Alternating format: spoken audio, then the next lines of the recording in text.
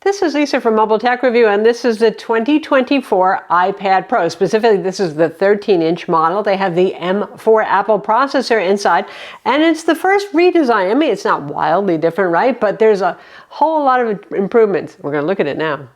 All right, so what's new and what's changed? Well, obviously that M4 processor with AI capabilities, particularly useful for those who use things like Midjourney or Logic, Apple's own Logic, which has like AI drummers now and all that sort of thing. I could use that. My rhythm is terrible. And then there's the new display, which is finally OLED. So both sizes, the 11-inch and the 13-inch, no more 12.9-inch, now it's 13-inch. So they're both OLED. Before it used to be the smaller one, didn't get the fancier display. So, you know, mini LED was lovely, but I don't think it has a marketing cachet of OLED. I'll talk about the differences in display quality since we happen to have both. And there's an optional nano glass covering, which is the glare reduction covering. Obviously, we don't have that. You saw the glare when I was waving it around. That's another $100 upsell. We'll talk about that a bit as well. And the redesign, it got even thinner and lighter, which is particularly, you know, you might say, oh my God, they're already the crazy thinnest things Apple makes, right?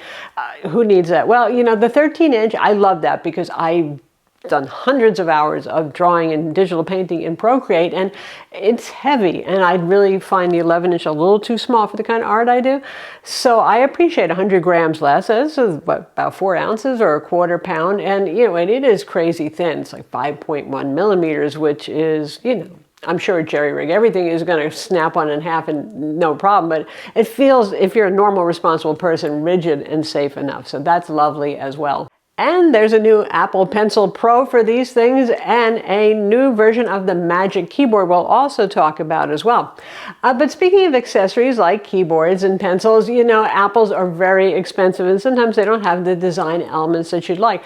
Our sponsors, Cases, ESR, well, they're pretty darn good at a fraction of the price of Apple's. They've been around for a while. I've done several placements for them because they make good stuff. Their Shift magnetic case, for example, has 9 positions. 3 of them are for writing positions. The other 6 are for upright. You can use it actually in horizontal or vertical modes, which means portrait and landscape modes. In most cases, don't do that. It also has a back protective case, and it attaches magnetically to the kind of folio style cover. So that's brilliant. If you want to just grab it and go, then you still have protection. Nice stuff. And the elevated mode, really good too. Raise it up a couple of inches. And then there's a Rebound magnetic keyboard case 360. Same principle. You have that back case that is detachable, which makes sense with a keyboard case. You don't want to necessarily carry that everywhere. The keys are very tactile on this. It has a good trackpad and a variety of positions. You can use it in portrait mode if you want. So if you're working in a portrait mode document or something like that. And of course, they have their own version of the Apple Pencil, which supports tilt. It can charge magnetically, or it can charge via USB-C cable. All right, back to our video. Okay, before we talk about Apple's accessories, let's talk a little bit more about the display. I think that's the thing people are most obsessed with. And Apple has hyperbolic names for these things, like Ultra Retina XDR display. What is it? What is cool about it is it's Tandem OLED, okay? That's a good name for something like 2 layers of OLEDs, one on top of the other. Why are they doing this? Because you probably know by now, OLED displays don't get that bright. Yeah, typically 400 nits, maybe 500 if you're lucky, right? Because OLEDs will burn out. You can't drive them too bright. So how do you deal with that? 2 layers, so you can compound the brightness that way. So I suspect Apple was waiting to get into OLED for iPads, because this is a device used anywhere and outdoors. Brightness is important, until they could come up with the technology that would work. Obviously, the previous generation mini LED display, only on the 12.9-inch model, also got super bright. It didn't have quite the contrast and black levels, but also very high. Subjectively, gorgeous display. Subjectively and empirically, measuring this with our colorimeter, the colors are spot on. I know some people have complained about yellow displays or something like that. We haven't seen that on ours. It matches actually our previous generation for color, temperature, and balance, and also my 16-inch MacBook Pro. It's well done there. How different it is from the mini LED display? Well, some of you are going to be disappointed. You're going to hate me for saying this if you're looking for reasons to upgrade. We have the 12.9-inch with mini LED display, and I had to spend an awful lot of time looking at these side by side and playing HDR demo videos and all sorts of things like that. And I would say that the color saturation is a wee bit higher on the OLED, and the contrast often looks the same if it's a high contrast kind of scene, you know, white candle on a black background. But it's those mid-contrast kind of settings where you have a lightish object on a darkish background where the OLED pops just a little bit more, giving it a sort of luscious dimensionality. Is it night and day, like comparing it to the 13-inch 2024 iPad Air that just has an IPS LCD?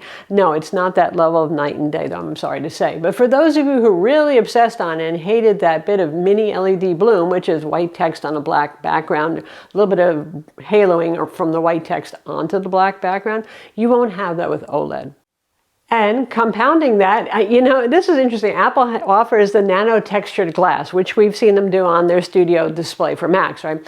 It's only $100 more, so it's not a wildly expensive upcharge on this, and it's a nano etched texture glass. Basically, that should be less delicate, clearly, because you're using it on an iPad than it would be on that studio display where you weren't supposed to touch it. You got a special cloth. Well, you still do get the special cloth with the iPad, but they only offer it if you go with 1 or 2 terabyte models, the most expensive models. And they're saying only if you really need it to reduce glare. And we didn't get one in-house, but I did see it in the store and play with it there. And it does reduce reflections. It also does make the blacks look a little less inky deep.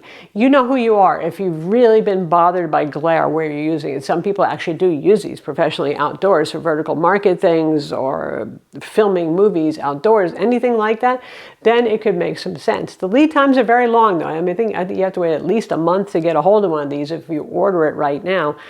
In terms of the texture, it's still very smooth. It doesn't feel much different from the regular glossy display. So if you're hoping you would add texture for the Apple Pencil, which is something I was hoping for as an artist, you're not going to get that. All right, next up, the new M4 processor. Okay, nobody ever complained their iPad was too slow, right? That's the joke, unless you have one that's 6 years old or older or something like that.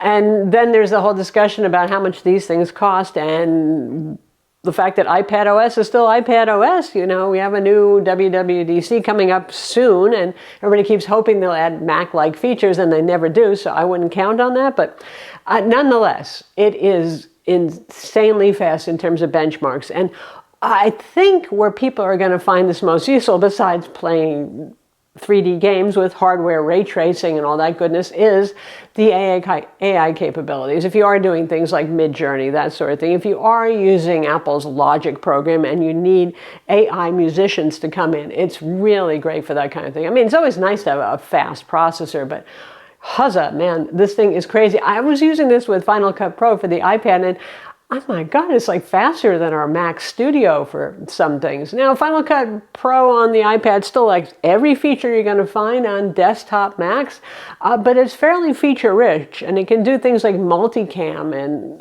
insane stuff like that too. In fact, it's powerful enough to control multicam live recording, all the, oh wow, you know, it's everything you ever thought you could do with an iPad. But it is still, as ever, I'm not going to harp on it, it's an iPad. You know the limitations and the strengths. You know, you've got the touchscreen, you've got the beautiful display, you've got OLED here where you can't get OLED on a Mac, all that sort of stuff. You've got the simpler OS to deal with that sort of stuff. That's the appeal there. The pricing, however, is continually horrific and only gets scarier as they offer more high-end configurations and stuff. So the 11-inch starts at $1,000, $999, and the 13-inch starts at $1,300. And that's with 256 gigs of storage, 8 gigs of RAM. And just Wi-Fi, no cellular. If you want to add on cellular, you know, you got to tack on some money. If you want to add more storage, you can go to 512 gigs, 1 or 2 terabytes, and again, the optional nano glass. With the 13-inch, if you completely max it out, you can spend like $2,600, $2,700. And that's why people are saying, I wish it was more like a real laptop and what it could do, because you're spending a lot of money for it. But it's up to you. And speaking of using it as a laptop, we have a new Magic Keyboard. You know, the last one was pretty darn good. This one keeps the cantilever hinge, but it adds and improves the things that kind of bother everybody after a while. Like, it reclines further back now, so you don't have to use it so upright. The keyboard deck is aluminum. It looks really pretty, and you can get it in your choice of black or white to match the silver or space black iPad models. We got the white one. We like to live dangerously. I don't know how that white exterior is going to look, which is still a soft touch kind of man-made material, polymer of some kind on the outside, but it looks good, and the keyboard feels every bit as good as like a MacBook Air. It's tactile. It's more tactile, the keys, than it was on the previous one. Backlight's better, more even, nice looking. Trackpad got larger too. Obviously with the 11-inch, you only have so much room to work with versus the 13-inch. They're not the insanely huge ones that you'll find on a MacBook, but that's okay. Those are already insanely huge. These are very workable. Also, the keyboard finally gets a function row. So you got your multimedia keys and all that stuff. They scrunch it up at the top. Yes, the iPad can block them a little bit, but it's not impossible to use them. I'm not going to complain. Much better to have those. As ever, it connects magnetically and very securely. There's pogo pin connectors on the back. And no, these are not cross-compatible. So the previous generation one, the magnets are in the wrong place. It doesn't really work well, so you're going to have to upgrade. So that's another expense because you're looking at $300 to $350, depending on the iPad size you're going with, for the new Magic Keyboard. And the new ones, keyboards, don't work with the older iPads either. So, I mean, you know, it's been like 6 years. It's fair. Every once in a while, Apple should get to redesign things and update stuff, but I know it's financially a hurt. The Apple Pencil Pro, now that they just announced, everything that Apple makes must come out in a Pro version sooner or later, $129, and it's a lot like using the previous Apple Pencil insofar as you get hover and you get that wonderful response. It's like, you know, Wacom Cintiq level good for drawing and that sort of thing in digital art. A lot of professional digital artists use these as their sketch pads for a reason. It's very good. But now we've got haptics, which we saw with Microsoft Surface Pro 9. They added the haptic pencil thing going on. And if I really wasn't feeling it, literally, I don't know if it's early days or what, but I didn't really feel that scratchiness as opposed to ads. So you feel more like you're writing on paper, even though you're still writing on glass, slippery glass. Yeah. But also you can squeeze it. And the haptics are more useful there in a way because, you know, like AirPods Pro, the little, you squeeze the stem kind of thing, but there was no feedback as to whether you actually got it or not. So it was always like, did I do it or not? So with the pencil, if you squeeze it, besides the fact you should hopefully see a radial menu or whatever function you've chosen, you can see there's a couple of different things. You get haptic feedback so you know that you've squeezed it. So it's nice. It's useful. Could I live without the haptics? Currently, yes. If they get it where I can really notice the feedback when sketching and painting and all that sort of thing, I'll be more excited then. Again, only compatible with the new one. They changed the location of the magnets that are used for charging and pairing on the top of the iPad, so you're generation locked with this one. The same pencil also will work on the new iPad Air 13-inch that we'll be reviewing. All right, we have quad stereo speakers, which we had before. Given the fact that they're thinner, I was a little worried about the sound quality, less of a resonating chamber. And if you look at people who are using magnet paper and all that sort of thing, you can see the drivers are circular instead of oblong now. To me, they sound very good. I know some people have complained they thought they sounded more muddy. To me, the EQ is different. There's more bass. If you like bass, this is sort of like Beats or something like that. You're going to like this. But I would say that the mid-range clarity, like vocals and all that sort of thing, are not quite as crispy as they were before. Overall volume is about the same. The volume ramping up is a little bit different.